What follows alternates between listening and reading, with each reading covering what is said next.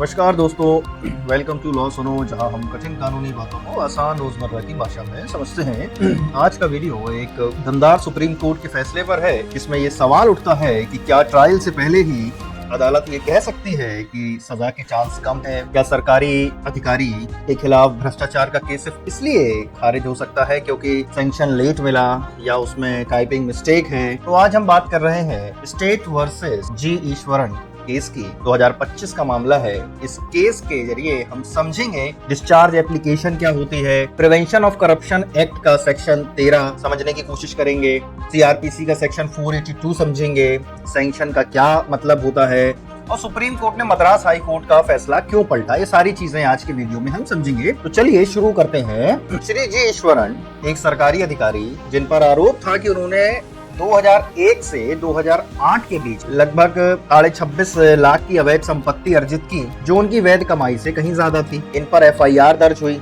Section 13(2) red with section 13(1)(e) prevention of corruption act के तहत। अब समझेंगे section 13(1)(e) section 13(1) sub clause E क्या कहता है। जब कोई सरकारी अधिकारी अपनी आमदनी से कहीं ज्यादा संपत्ति अर्जित कर ले या जमा कर ले और उसका कोई वैध स्रोत ना हो तो वो भ्रष्टाचार के दायरे में आता है। अब सेक्शन 13(2) सेक्शन 13(2) इस अपराध के लिए सजा का प्रावधान करता है, जो 3 साल से 7 साल तक की जेल की बात करता है। तो ईश्वरन ने कोर्ट में डिस्चार्ज एप्लीकेशन लगाई। अब डिस्चार्ज एप्लीकेशन का क्या मतलब है, डिस्चार्ज एप्लीकेशन समझे। उन्होंने डिस्चार्ज एप्लीकेशन में पहले ये कहा कि मेरे खिलाफ कोई मुकदमा नहीं बनता, इसलिए ट्रायल से पहले ही मुझे बरी कर दिया जाए। डिस्चार्ज एप्लीकेशन सीआरपीसी की धारा 239 के तहत आता है, लेकिन ट्रायल कोर्ट ने साफ कहा कि प्राइमा फेसाई केस बनता है, यानी पहली नजर में आरोप गंभीर है, ट्रायल होना चाहिए। अब सबूतों पर बहस वही होगी ट्रायल में। अब प्राइमा फेसाई का मतलब क्या है, प्रथम दृष्टया में संदेह की आरोपी ने अपराध किया है। अब समझे सेक्शन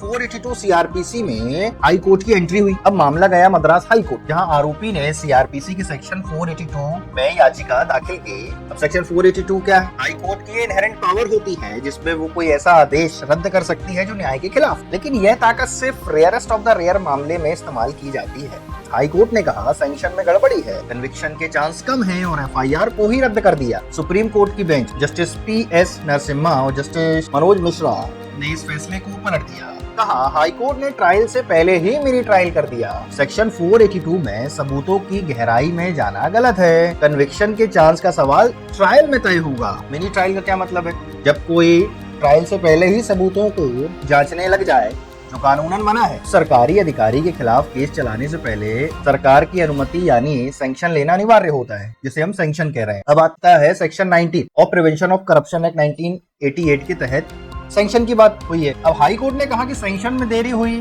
तारीखों में गड़बड़ी है, इसलिए केस खारिज कर दिया जाए। लेकिन सुप्रीम कोर्ट ने कहा कि जो सैंक्शन है उसकी वैधता ट्रायल में जांची जाएगी और टाइपिंग मिस्टेक केस खत्म करने का आधार नहीं बन सकता।